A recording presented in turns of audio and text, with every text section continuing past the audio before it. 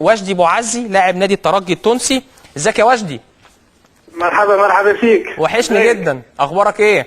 عايشك الله يخليك. الحمد لله الحمد لله كله تمام؟ كله تمام الحمد لله.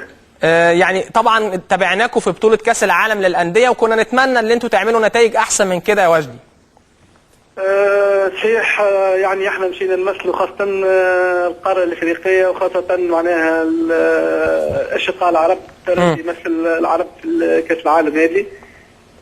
على مستوى معناها كرويا قدمنا مقابلات كبيرة، سيرتو معناها خاصة معناها المقابلة الأولى ضد نادي السد القطري. الله غالب الله غالب. النتيجة معناها ما كانتش لصالحنا، مي قدمنا نتصوروا ان شرفنا الكرة العربية أداء. الله غالب معناها النتيجة ما كانتش لصالحنا. الله غالب. يعني راضي عن المشاركة يعني من خلال الأداء، ولا يعني كنت ممكن تعملوا أفضل من كده يا وجدي؟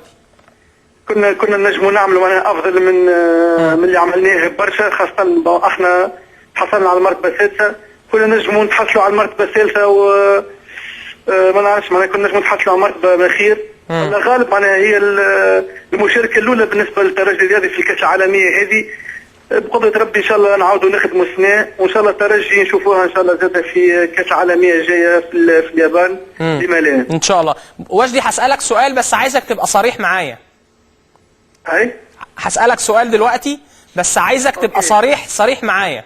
اوكي. في بعض التقارير او التقارير الصحفيه في تونس بتقول ان في مفاوضات بينك وبين النادي الاهلي الانتقال للنادي الاهلي المصري هنا. هل الكلام ده صحيح ولا لا؟ والله انا كيفك جد سمعت معناها فما صحف تونسيه وفما معناها مواقع على الانترنت تحكي على الانتقال هذا وعلى المفاوضات مع الاهلي المصري. انا كما اشرت معناها في البلاتو نتاعكم في الحصه كنت في ضيف عندكم، معناها شرفت لي باش نلعب مع النادي الاهلي. ما معناها خاص ما فماش حاجه معناها اكيد لحد الان ما فماش مفاوضات. قاعد نسمع في الشارع التونسي معناها يحكيوا معناها على الانتقال والمفاوضات مع الاهلي المصري. بالنسبه لي انا ما سمعت شيء وما جاني شيء، وما فماش حتى مفاوضات مع الاهلي المصري بالنسبه لي انا. يعني انت بتسمع بس في الصحافه التونسيه على الانترنت، لكن ما فيش حد كلمك او مسؤول رسمي في النادي الاهلي كلمك وتفاوض معاك بطريقه مباشره؟ لا ما فيش ولا مسؤول في النادي الاهلي تفاوض معنا بطريقه مباشره. جمهور الترجي الكل يسال ويحكي معناها على الانتقال هذا للنادي الاهلي، معناها حتى جماهير. طيب ممكن يا وجدي يكون في اتصال ما بين اداره النادي الاهلي ونادي الترجي وانت ما تعرفش؟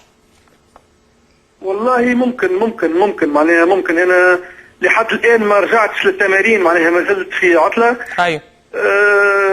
معناها ممكن كيف فما حاجه الايام القادمه نعرف معناها. ما فما حد شيء معناها رسمي بالنسبه لي انا معناها. طيب لو في عرض رسمي فعلا ليك او لاداره الترجي اللي انت تنتقل للنادي الاهلي، هل هتبقى الموضوع بالنسبه لك سهل او هتبقى موافق ان انت تكون موجود في النادي الاهلي، ولا عايز تكمل مع الترجي، ولا عايز تلعب في حته ثانيه في اوروبا مثلا؟ والله كنت معناها اشرت قلت لك معناها شرف باش نلعب في النادي الاهلي. النادي الاهلي فريق كبير طبعا، ونعاود نقولها معناها النادي الاهلي هو نادي اوروبي في افريقيا. عاودت قلتها قبل ونعاود ديما نقولها، خاصة معناها عندي زملائي يلعبوا في مصر. فما ناس مش لبين يلعب في الاهلي، فما وسام العابدي لعب في الزمالك. معناها يحكيوا لي معناها على المستوى نتاع الكرة المصرية قاعد متقدم مستوى رفيع، خاصة النادي الاهلي. بون لما لا معناها مش مستبعد، ونجم نكون يوما ما في النادي الاهلي معناها. تمام.